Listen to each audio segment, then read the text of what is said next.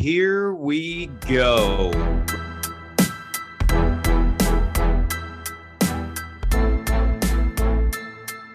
Welcome to the 9 Route Fantasy Football Podcast.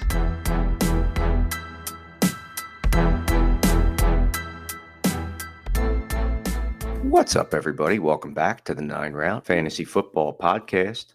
Pat and Scott, we are in week number 10. We're going to talk about our favorites for start and sit, talk about who's on the bye and why this has an effect on it, see who's leading in our little head-to-head duel. First, we would like to ask everybody out there, please like, subscribe, follow, share, give us some love here at the 9 Route.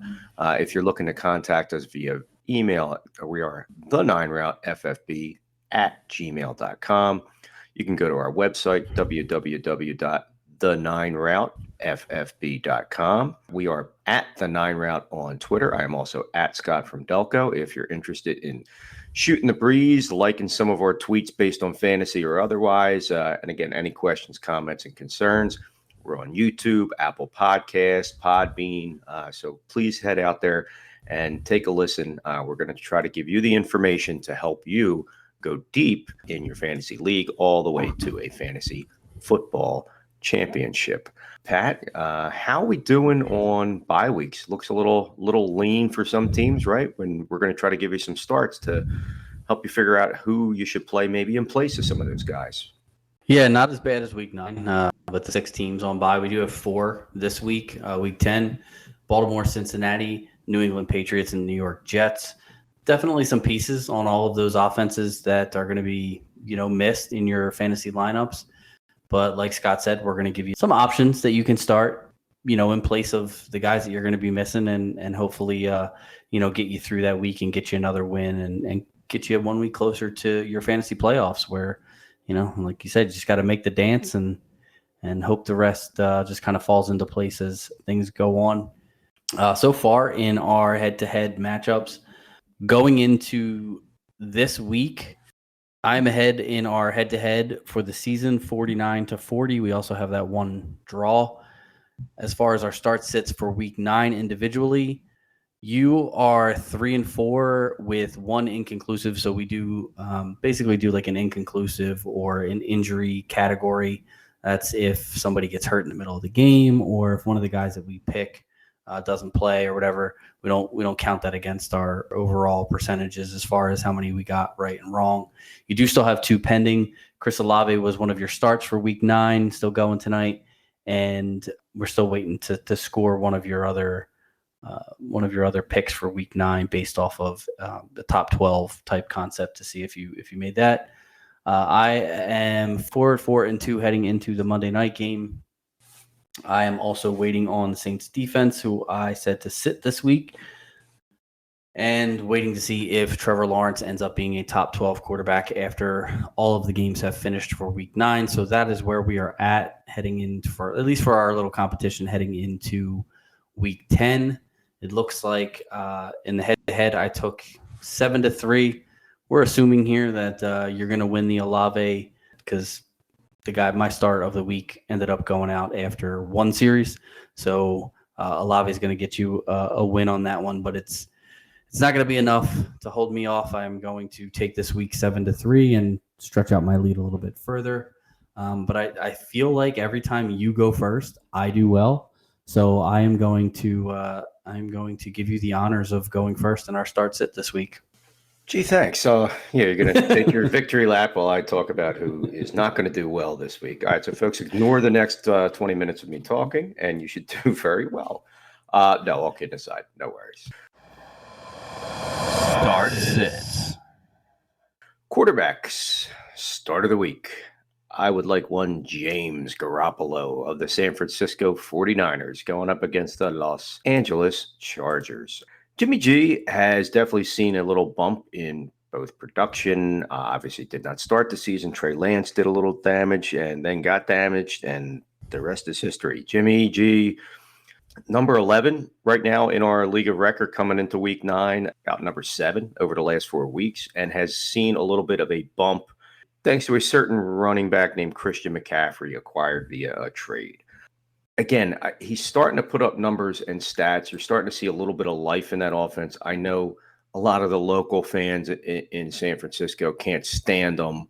They think he's the worst thing and he's a turnover machine. All I know is that the guy wins some big games. He loses some too. He's a quarterback. Things happen. I do like the matchup this week against the Chargers. I think that, again, they struggled a little bit against Mariota. Again, he didn't have great numbers, but again, they don't have an offense nearly as capable as Garoppolo does with the rest of his weapons.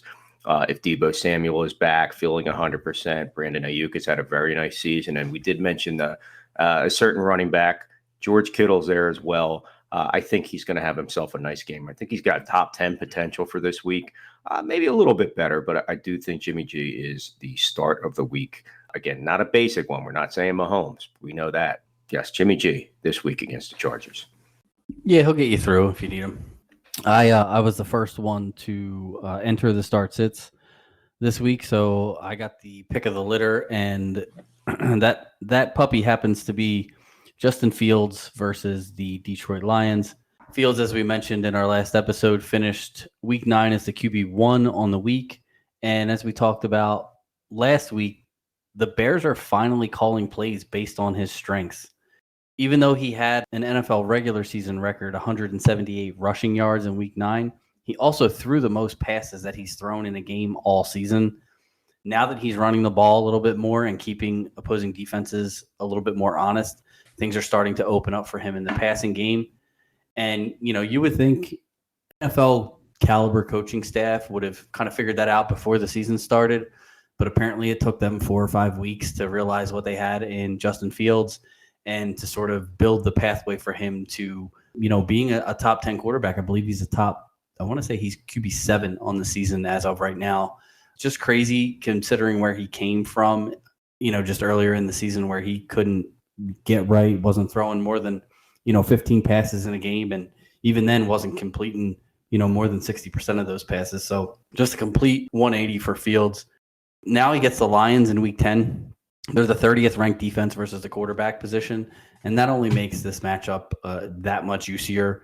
I think that Fields is a guy who, again, like we talked about in our waiver wire episode earlier in the week, he's a guy that I think you can pick up and probably just plug into your lineup every single week from here on out. I think that now that, the cheat code has been entered and the Bears coaching staff understands what to do with Fields, things are going to be a lot better for him fantasy-wise.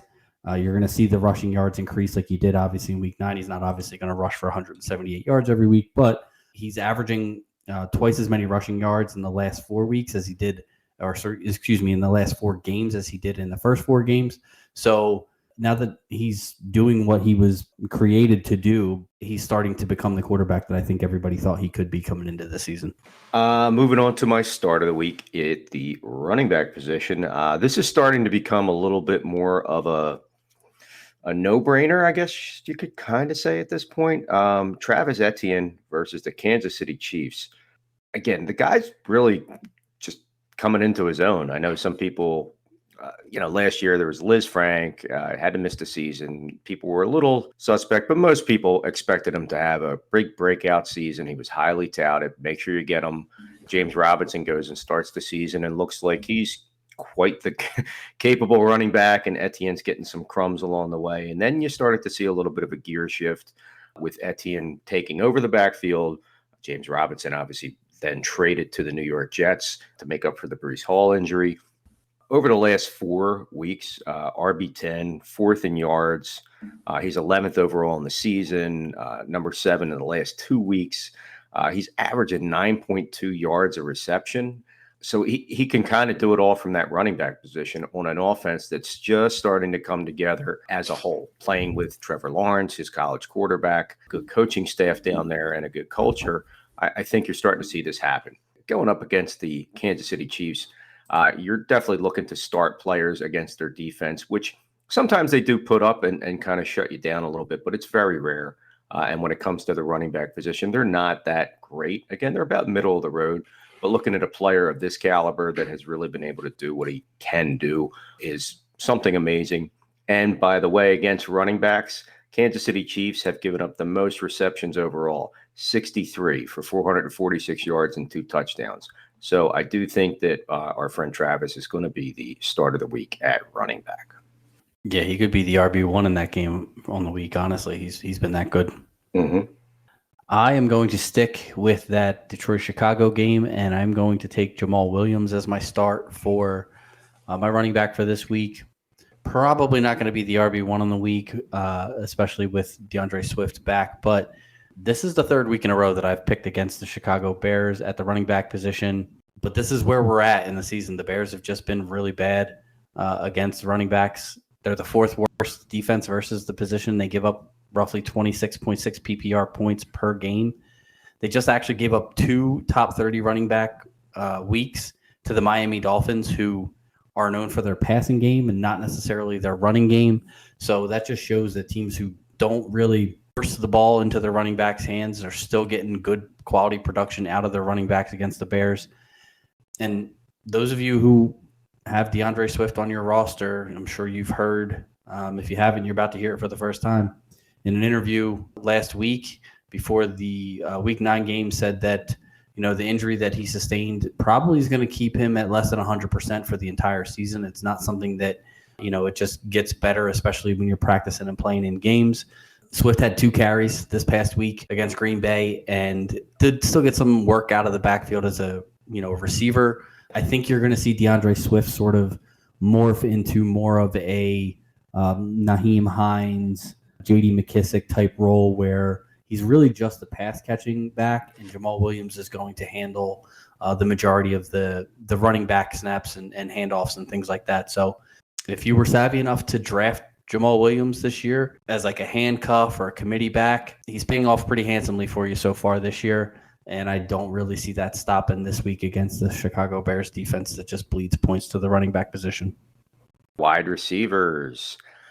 I can like him now because he's not on Dallas. I like Amari Cooper of the Cleveland Browns going up against the Miami Dolphins this week. We are also, I believe, are we a week away from Deshaun Watson? Isn't he coming back? No, we're week 13. Is 13. Okay, gotcha. I thought it was 11. I knew it was an odd number. Just wasn't sure. It was 11 games. Right. Yeah. Okay. So you got a little bit of a swan song there. Amari Cooper with Jacoby Brissett, and Amari Cooper's had, quietly a very nice season. It's an offense that's known for running the football with Cleveland, obviously Nick Chubb and Kareem Hunt and the like. But as far as Amari Cooper, at last 4 weeks coming into this week, he was number 6 in, including 3 touchdowns.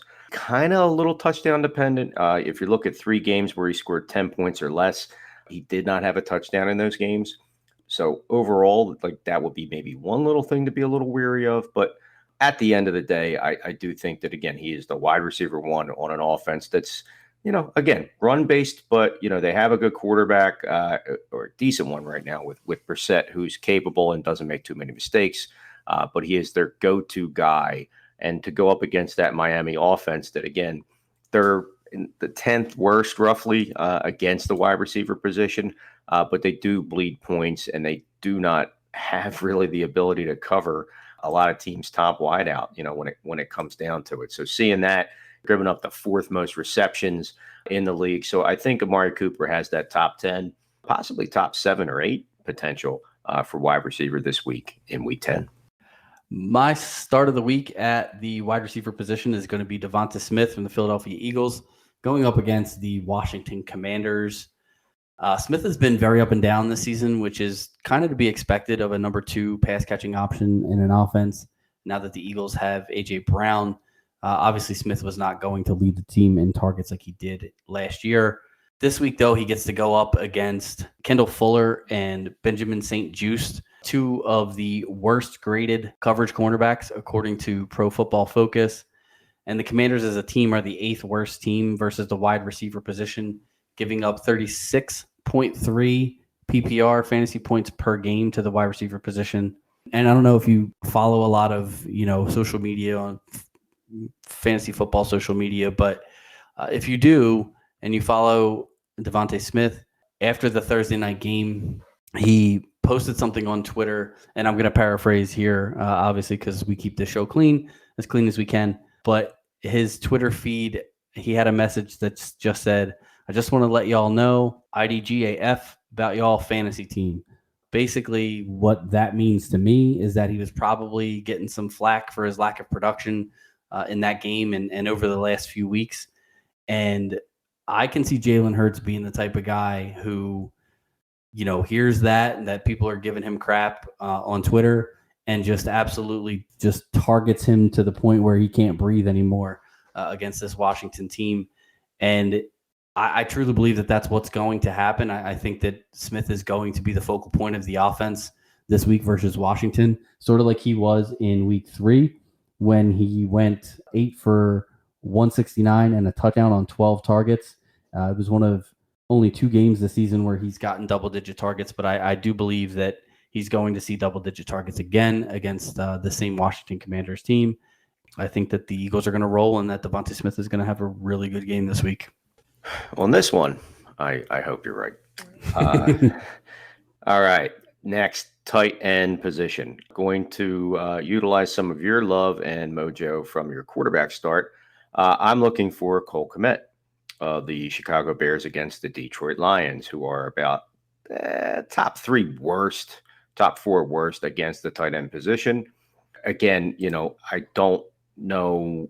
A lot of people were high on him coming into the season, and I was one of them. I thought, obviously with the concepts of, touchdown progression, regression, and starting to see some life in him and the offense and things like that, that maybe he had a shot, and it really hasn't translated too much. That all changed yesterday. 5 catches on 6 targets, 41 yards, and 2 touchdowns. So if something has changed and a switch has been flipped in this offense, and he's going to be a part of it, may not be every week, but I think it's going to consistently stay in that ballpark of maybe a 15 to 20 point guy, maybe at least double digits, which is great for tight end this week against Detroit. So Cole Kmet for me, yeah, I say he's a no-brainer start. I think he's got top 5, 6 potential at the tight end position this week. Nice replacement, too, for those of you that are sans Mark Andrews already. He might be available in some of your leagues.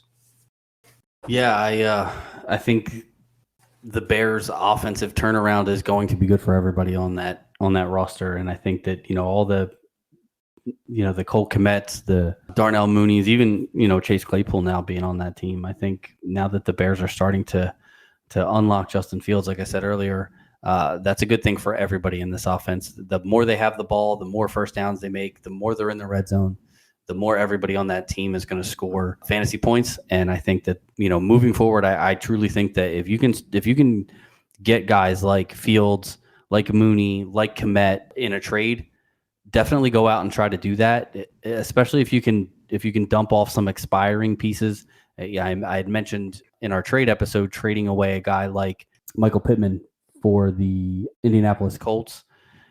I'm not saying do a Pittman for Darnell Mooney straight up, because I think Pittman's value is still, a little bit higher, but you could trade Pittman away to the Darnell Mooney owner, get Mooney and another piece, and probably have a better wide receiver moving forward for the rest of the season. So I really like that call with Cole Kmet.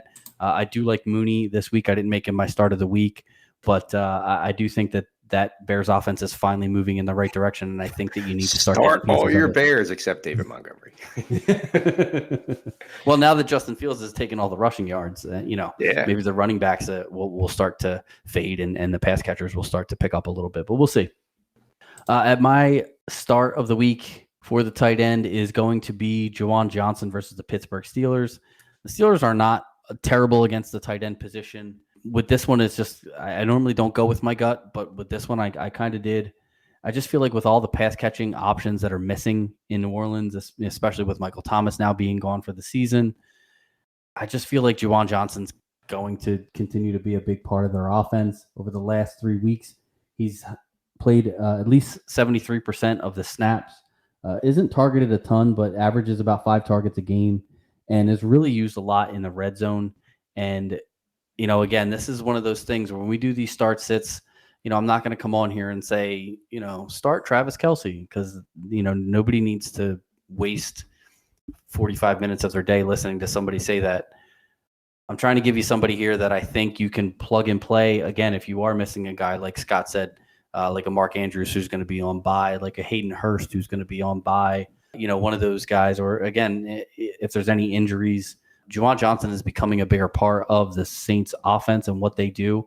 And I think he's a viable, this is more of like a streaming option. I think he's a viable streamer this week if you're missing one of those top guys or you just have an injury at the position and you need somebody to fill in. I really like Juwan Johnson. I can see him catching a touchdown or two against the Pittsburgh Steelers. All right, moving on. Finally, at the defense start of the week. I kind of like the Tennessee Titans a little bit. Going up against the Denver Broncos, I know it's going to be a little bit of a shorter week, and they did okay. They kind of held their own, couldn't win the game, but did catch 7 points in our league of record against the Kansas City Chiefs. Again, that overtime changes things. Maybe they get back into double digits or close to it. They've had one really bad game against Buffalo at the beginning of the season, and obviously scored no points on their bye week.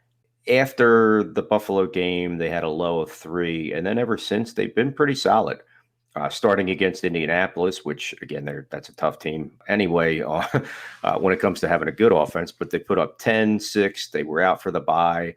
They come back, and they do 19 against Indianapolis and then piled it on there. 9 against Houston, and again, the 7 against Kansas City. So, again, they've been pretty consistent. In the last couple of weeks, they floated around the second or third best and 6 in about the last 4. So I do like them, and I think, again, they're going to be home against this Denver Broncos team. I kind of lean that way, and I think they're going to be a little ticked off that they lost the way they did. Pat Mahomes and Russell Wilson, while mentioned in the same breath as great quarterbacks, right now are in totally different paths of their career. Offenses are totally different to speak with as well. And again, as long as they can stop somebody like a Greg Dulcich from blowing up a game, I don't think they'll have too much trouble. And I think they stop Denver, keep the points low, the yardage low, and win pretty convincingly to be a top 10 defense for the week number 10. Yeah, they look really good in that game. I actually had a bet started for that game earlier in the day. Something came up. I had to put my phone down. Ended up not going back and actually clicking the button to put the bet in. And then the game started, and I went and I checked, and I was like, where's my – oh, you got to be kidding me. It was Tennessee plus 13.5, Derrick Henry to have over 88 yards rushing and a touchdown, I believe. And it was like a $10 bet. It was going to win me like $160 or something like that. It wasn't a big deal, but totally would have crushed that bet, of course, because I didn't ever get to put it in. But the Tennessee defense is I'm not sleeping on Tennessee's defense. They're really good. And Mike Vrabel's got them playing. I mean, you got to remember, Tennessee they were the number 1 seed in the AFC last year. I mean, they're not a bad team. They just, they've had some struggles at quarterback with Ryan Tannehill being out the last 2 games, and their offense is not anywhere near where it could be.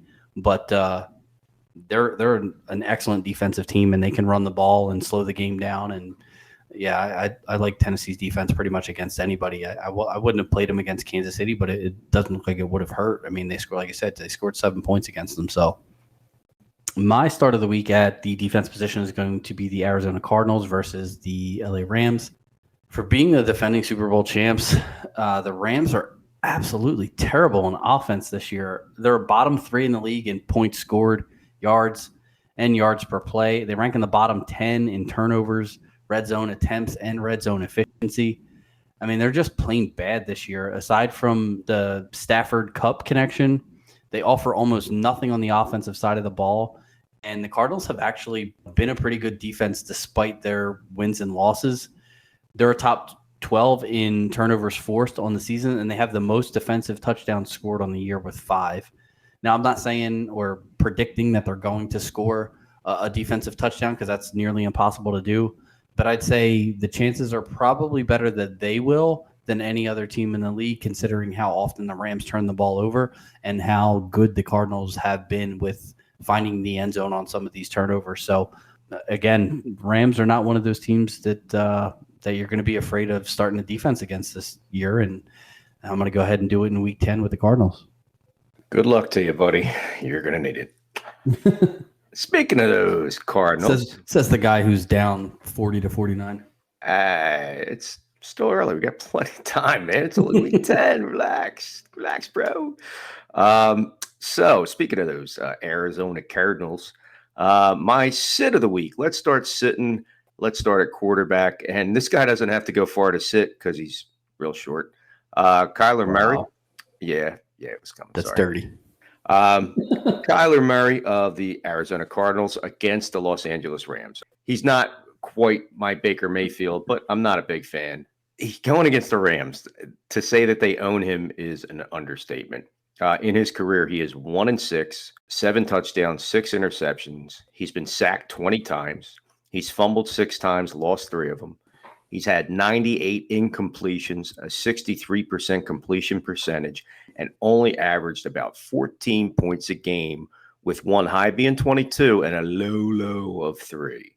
Rams give up 14 points a game to the quarterback. I just think it's going to be business as usual for this team. So Kyler Murray, sorry, buddy, you're going to have to sit on the bench this week. You're not going to be a good quarterback. Yeah, those NFC West games always turn into really ugly, low-scoring games. It's almost like the AFC North. It's like those teams score on everybody else, and then they play each other, and it's like 13-10. Yeah, bloodbaths. Although some of those offenses starting to step up a little bit. Yeah, that's true. My sit this week at quarterback is going to be Daniel Jones versus the Houston Texans. Jones may look like a good start this week versus Houston, but we talked about this before with the Texans and how they're the worst team in the league versus the run. QBs tend to not really do much against them, partially because they're actually decent in the secondary and partially because they are so bad against the run and they get behind so quickly that there's almost no need for teams to throw against them.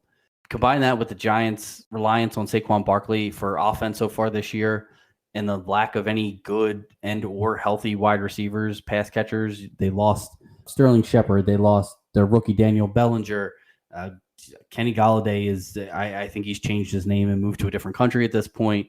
Daniel Jones just doesn't really have a lot of people to throw to, and there's going to really be no need for him to get out of the pocket and scramble, which is where he gets a lot of his fantasy points in this game, unless somehow the Texans keep it close, which they did against the Eagles, but I'm not counting on that. The Giants defense has been pretty stout so far this year, and I don't see Houston scoring a ton of points against them. So I think the Giants are going to have a fairly easy walk in this one, and you're going to see a big day from Saquon Barkley, but not really much from Daniel Jones, unfortunately. So definitely sit him this week against the Texans. Moving to running back, I'm going to kind of go for the combo. I know with Aaron Jones, there is a little bit of a question about how injury may come to factor in. Obviously, it looks right now like he's able to play, but if not, I'll go the same route with A.J. Dillon. And I take them both because you could see a little bit of a split. Going up against the Dallas Cowboys, who are about the 5th best defense against that running back position. Coming off a bye, so they're definitely going to be ready for it. Green Bay, right? We talked about all the injuries to the wide receiver core. Obviously, David Bakhtiari, if he's hurt, that the team is in free fall. We know that for sure. Again, you went up against Detroit, who doesn't have a defense that can really stop a lot of fantasy spots. And both running backs combined for 20 carries for 59 yards. They both combined for 4 catches for 30 yards. And that's against a bottom feeder defense. Albeit it's, a division game. They're going to play you tough. Going up against Dallas, who's juiced up to win that. They're hyping it up on Fox that it's Dallas and Green Bay rivalry renewed because, of course, they get to showcase Dallas kicking the snot out of a JV team that is the Green Bay Packers. Just keep running that narrative. Don't forget about the Monday night game when the Eagles destroy the Washington Commanders. But anyway, Aaron Jones, A.J. Dillon, it doesn't matter. Bob Dylan could be playing. It doesn't matter. It's going to be bad this week against those Dallas Cowboys. So I would sit anything that resembles a Green Bay running back. I definitely would not play Bob Dylan in an NFL game. I agree. They're going to be tangled up in blue. That's the problem. Oh, man. All right, so my sit this week is going to be Melvin Gordon versus the Tennessee Titans. You mentioned how good Tennessee's defense has been the past few weeks. I actually picked my sit against the Tennessee Titans this past week. I picked Clyde Edwards-Helaire, one of the ones I got right, because the Titans defense has just been really good. I probably could have just left my notes for this sit the same as last week because the situation in Denver is very similar to the situation in Kansas City. It's a committee backfield with other guys who are capable and a team that basically is unwilling to commit to Melvin Gordon as the main guy. They actually just traded for Chase Edmonds at the deadline, which murks up the backfield even more. And the Broncos' offense has already been abysmal so far this year. So you don't see a whole lot of scoring opportunity or touchdown opportunity for Melvin Gordon in this game, especially, again, considering how good the Tennessee defense has been. With all that going against Gordon, as well as Edmonds and Murray, if you were thinking about starting any of them, again, they have to take on this Titans defense, who's the fourth best team, giving up just 18.2 fantasy points per game to the running back position. I mean, I wouldn't play any Denver running back this week if you had any of these guys on your roster. I'm kind of singling out Gordon in this instance because I think he's probably the guy who most fantasy owners maybe would consider playing. And he's honestly the guy that I would have the least confidence in. I think if I had to play a Denver running back this week, it would probably be Chase Edmonds, believe it or not, just because I think that the Titans are so good on the ground that you kind of have to throw the ball against them. And Edmonds is obviously going to be the pass catching back there in Denver. Not really Murray's strong suit. Gordon catches some passes out of the backfield, but he's not really a pass catching specialist like Chase Edmonds is. So if I absolutely had to pick one of these guys to have the best fantasy day, I think it would be Edmonds. But I definitely would not want to start any of those three if I had to. But definitely sit. If you're thinking about playing Melvin Gordon, definitely sit him this week against the Tennessee Titans.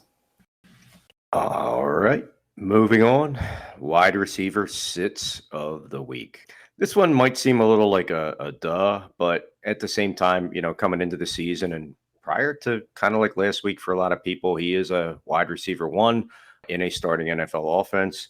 This is not the week, and I kind of have a feeling that this might be taps playing in the background sooner than later for one Brandon Cooks of the Houston Texans going up against the New York Football Giants.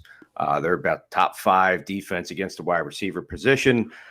Yeah, Brandon Cooks has not been doing that well. I guess it's not to be understood that, yes, he plays for Houston, and that's a major factor when it comes to being a solid NFL offensive piece. Dameon Pierce seems to be the only signs of life down there for that offense. That being said, I was kind of high on him in the hopes that he would show a little bit of the magic that he had like for the last year and a half or so with the Houston Texans, and it's just not happening. He sat for personal reasons against the Philadelphia Eagles because it sounds like he was very upset that he was not traded at the deadline to a potential, playoff team. He's only number 49 in our league of record for week 9 moving forward. Last 4 weeks, wide receiver 63 coming into this week. And again, that factors in a bye week. It also factors in him sitting, which is not something that you want to have happen. Again, you're starting to see the target share move around a little bit. Nico Collins has been healthy. Chris Moore, who's been like a little blip on the radar for him as well. So I do feel like Brandon Cooks is a definite no start this week. And I hope not, because, again, I have him on some of my teams in my leagues that he's got that potential down the road to be a straight cut, if they just look to step away from him and he steps away from them and they just go their separate ways. Houston has nothing to play for, so it would be prudent for team chemistry to maybe cut ties, and you might have to do that too. For this week, no Brandon Cooks. We'll see about the future. Definitely agree with that one. My sit of the week at the wide receiver position is going to be in that same game. I'm going to sit Wan'Dale Robinson versus the Texans, basically for all the reasons that I'm sitting Daniel Jones. The Texans rank 3rd versus the wide receiver position in fantasy football. And even though Wan'Dale, I believe, is the wide receiver to own in this Giants offense, this is not the week to put him in your lineup. As I said a few minutes ago, the Texans have a better defensive backfield than they get credit for. And they get beat up so much on the ground that wide receivers are just not necessary against the Texans. I would definitely hold on to Robinson. I think he's going to be a very good fantasy asset moving forward. Better days are definitely ahead for him, just not this week versus the Texans. That I do agree with, sir. Next, tight ends. Let's see what we're talking about here. Tight ends. We know a little bit about him here at the 9 route, and we know one Gerald Everett of the Los Angeles Chargers. He's been a pretty decent consistent performer. One, we say consistent, he's been one of the healthiest, so that definitely helps in a passing offense that, features the likes of Keenan Allen, who's been injured. Mike Williams been injured. Jalen Guyton out for the season. Josh Palmer was just their wide receiver one and did have a great game in place of those guys. Everett has been consistent throughout the season. He has had two stinkers of games, and those are against defenses that are pretty tough against the tight end position with attacking linebackers and defenses that try to swarm the quarterback. You're playing the San Francisco 49ers this week. Those two defenses were Cleveland and Jacksonville, respectively. I feel like this is just going to be a tough, bad matchup for him to get open, get things going. I think he's going to be utilized a lot to help protect the quarterback, try to create some running lanes for Austin Eckler, things of that nature. And again, I think San Fran is kind of sitting back and expecting, looking around the field and saying if it's just Josh Palmer, Eckler, and Everett that are the most consistent guys, I know DeAndre Carter is the name too. I feel like Everett is going to struggle this week to put up his consistent, 7, 8, 9 points this week. I feel like he's going to be 5 or less, which I think he could find a better option. Not getting rid of him for the season, but tough matchup against the Niners. Don't like him in this spot. So Gerald Everett, unfortunately for this week, you will be sitting on my bench. All right, and I am going to sit Pat Freiermuth this week versus the New Orleans Saints. The Saints give up a league low 6.9 PPR points per game to the tight end position and basically just have a solid defense overall. Freiermuth does most of his damage in the red zone, and the Saints rank 4th in opposing red zone attempts. They're tied for 3rd in red zone touchdowns allowed and tied for 7th in red zone touchdown percentage. Just not a good combination for what Pat Freiermuth does well. He's still an integral part of their offense, but I really haven't seen the Steelers' offense doing a whole lot recently. I thought Kenny Pickett was going to come in and sort of, be a spark for that offense, but it doesn't really seem as though that's been the case so far. Maybe coming out of their bye, they're, getting that extra week of rest and preparation. Maybe their offense starts to turn things around, but against this pretty stingy New Orleans defense, I wouldn't bet on that. And so I would say if you have a better option, I know it's tough. Freiermuth has only finished outside the top 12 tight ends twice so far this year. So it's really difficult to sit a guy like that when he's active. But if you have a better option, I would look to put one in your lineup instead of Freiermuth this week against the Saints. Yeah, definitely a tough defense against that position. Finally, defense. Speaking of defense, we are talking about our defensive sit of the week. The Cleveland Browns are known as a ground and pound, 3 yards in a cloud of dust offense with Nick Chubb leading the way. They average 5 yards a carry. They average 164 yards a game. There's going to be a fish out of water this week against the Cleveland Browns, and that is the Miami Dolphins defense. Technically, they're mammals, but go ahead. They got gills. Dolphins. That's true. No, they have blowholes. Yeah, they do. That's right. Yep, you got me on that. Definitely a fish out of water, so to speak, with the Miami Dolphins. That being said, against the Cleveland Browns, the Miami Dolphins give up 4.6 yards a carry. They've given up 11 rushing touchdowns this season. And again, to go up against one of the best running teams in the NFL, the team that literally makes its bones off of that, with a great 1-2 punch, a great offensive line, a team that's probably going to look to control that football from start to finish and not allow that high-powered offense to do damage against them. I think that this is going to be a very tough matchup, albeit the concussion was a big factor with Tua. They struggled a little bit against Cincinnati, but I really feel like Cleveland's going to do just that. They're going to run all over them. They're going to keep that ball away. They're going to put up points against Miami and really just turn them into a defense that wouldn't even be considered top 12. I feel like potential for negative points, maybe a -1, maybe a -2 with a total yard domination type game, because Cleveland is quietly looking like they're a good football team that's really starting to come together on offense. So again, Amari Cooper was my start of the week. I like that as well. I feel like overall that Cleveland is really going to take them to task, and Miami will be a bottom 5 defense. My sit this week, the defensive position is going to be the 49ers versus the LA Chargers.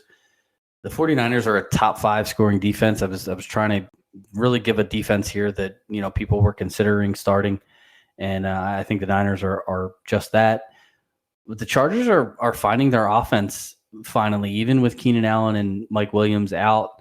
And there's a small chance that Allen could be back this week. But even if he doesn't play, the Chargers have had little trouble moving the ball and scoring points in the last 4 games.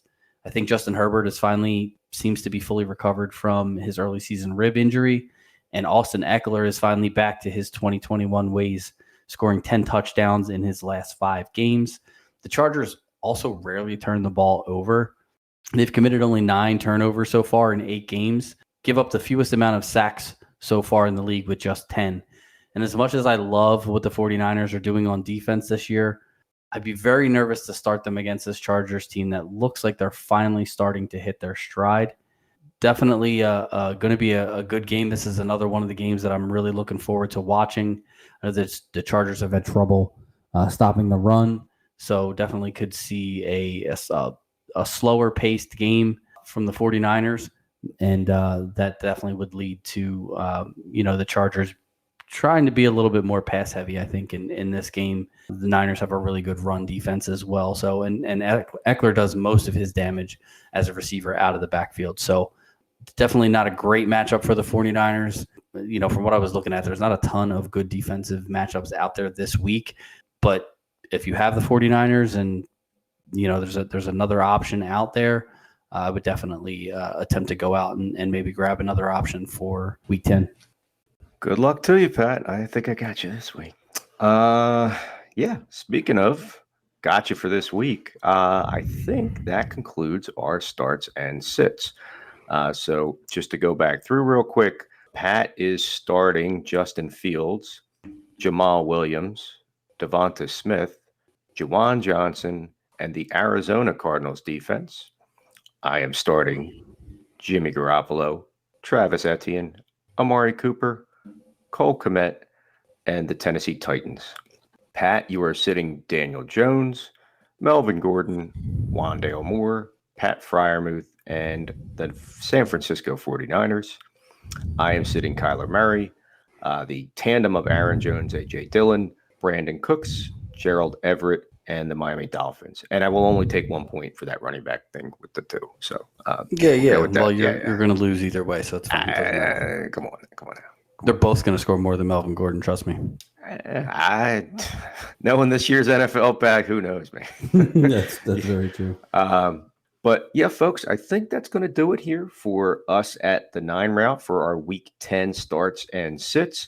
Again, we do appreciate everybody if you give us a like, subscribe, share. We're looking at Apple Podcasts, Podbean. We're on YouTube. We have our website, www.the9routeffb.com, with links to all of those. You could email us at the9routeffb@gmail.com. If you're on Twitter, we are at the9route. I am at Scott from Delco. You can shoot the breeze fantasy football wise or other, mention maybe that you like the show or we're interested in a take, good, bad, or ugly, based off of what we like and don't like for starts and sits, or again, our waiver wire pickups. Maybe it helped you out win a week, and that's the kind of stuff we like to hear. I know we did help a gentleman win his fantasy football league last year because of following our direction. So, not to toot our own horn so much, but we definitely are looking forward to being part of your team that helps you get your fantasy football team over the hump, down the road, go deep into your playoffs and further. Also like to thank Mickey's Protocol Pub. We are big fans of Mickey's, obviously, here at the 9 route. We're always looking to mention to people to head on down to Mickey's. It's one of the best spots in Tuckerton, New Jersey. Mickey's Protocol Pub is always open with happy hours and specials. A great place to go catch the game, no matter where you're at. Obviously, if you're near 327 East Main Street, Tuckerton, New Jersey, drop in, swing by. It's a place for friends and family to meet. Big fan of Mickey's and the support they give us. And again, it's a great place, you said, to catch a bite for a game or bring the family down to dinner, lunch. Yeah, absolutely. Mickey's is awesome. I think I might head down there this week. I have off Thursday and Friday from my normal day job, so maybe shoot down there and catch the Thursday night game and have a couple beers. So, yeah, I just want to say, again, just reiterating what Scott said, thank you all for listening, liking, following, subscribing, all those little buttons that you hit on the different places where you can hear us. We do appreciate everyone listening, and we will be here for you next week, giving you some more waiver wire pickups and some more start sits for week 11. Until then, Scott. Peace.